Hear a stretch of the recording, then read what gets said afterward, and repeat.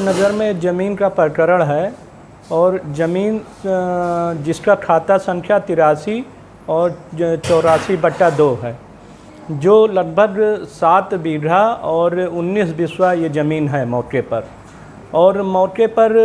नजूल की ज़मीन है जो लगभग 2005 में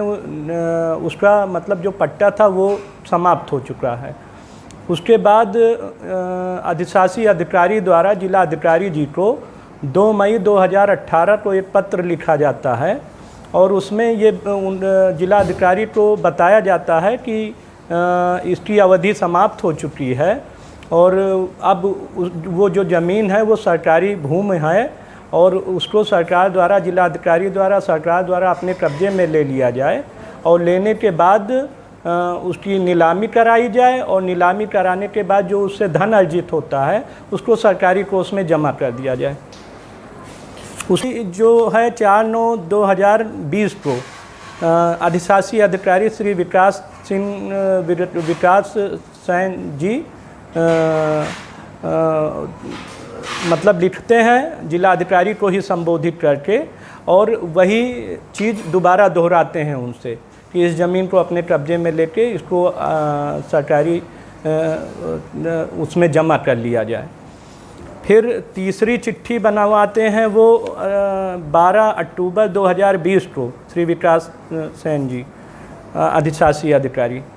और उसमें प्रभारी अधिकारी नजूल नगर मजिस्ट्रेट को ये चिट्ठी संबोधित करते हैं और उनको भी इस प्रकरण का सारा संज्ञान देते हैं। उसके बाद 22 मार्च 2021 को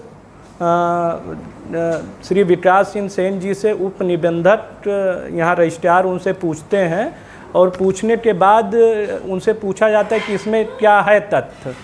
तो उसमें जो प्रॉपर्टी डीलर थे जिसको उन्होंने खुद डीएम से बताया था, जिला अधिकारी जी से, कि ये प्रकरण में प्रॉपर्टी डीलर ज़मीन को बेच सकते हैं, उस ज़मीन को उनके पक्ष में रिपोर्ट लगाकर 22 मार्च 2021 को प्रॉपर्टी डीलरों से तय करके और